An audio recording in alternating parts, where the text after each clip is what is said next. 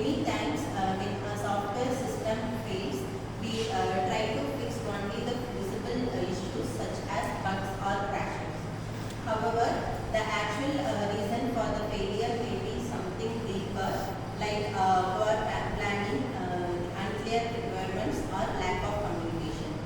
Root cause analysis helps us to go beyond the symptoms and discover the main cause of the problem, so that can we prevent the same mistake from happening again in the future projects.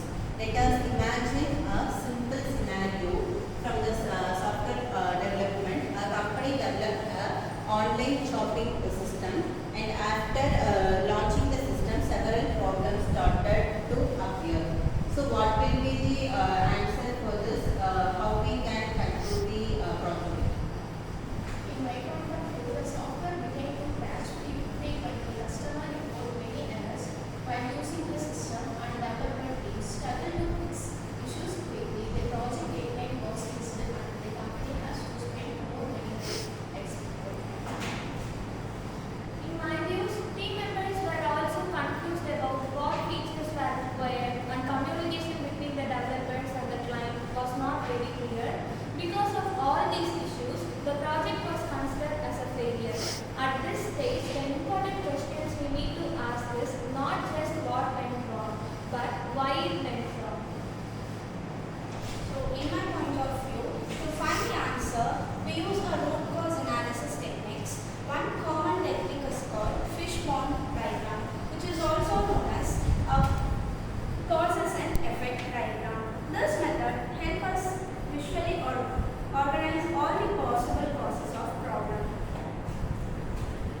So, in my point of view, when we analyze a software project failure using this diagram, we usually look at this different areas such as people, process, technology, requirements, management, and environment. For example, under the people category, the causes might include lack of experience, poor communication, or insufficient training.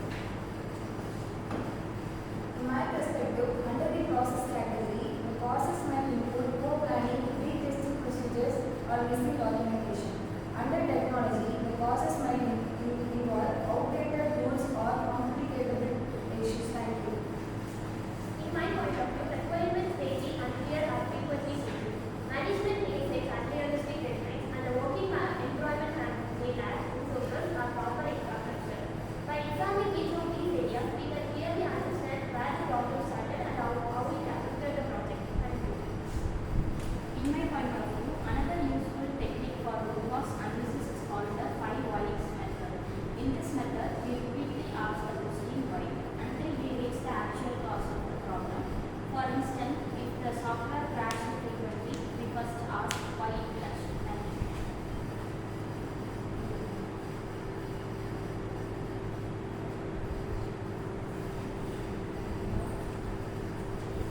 The new requirements created problem because the project team did not properly collect and analyze all requirements within the planning stage. In software development, requirements gathering is very important because it defines what the system should do. There are several reasons why the new requirements cause issues. Incomplete analysis. The project team did not fully discuss the needs of the teachers and administrators before starting development. Important features like randomized questions papers, exam timers, and anti-cheating systems were not identified earlier. Anyone else? Poor communication with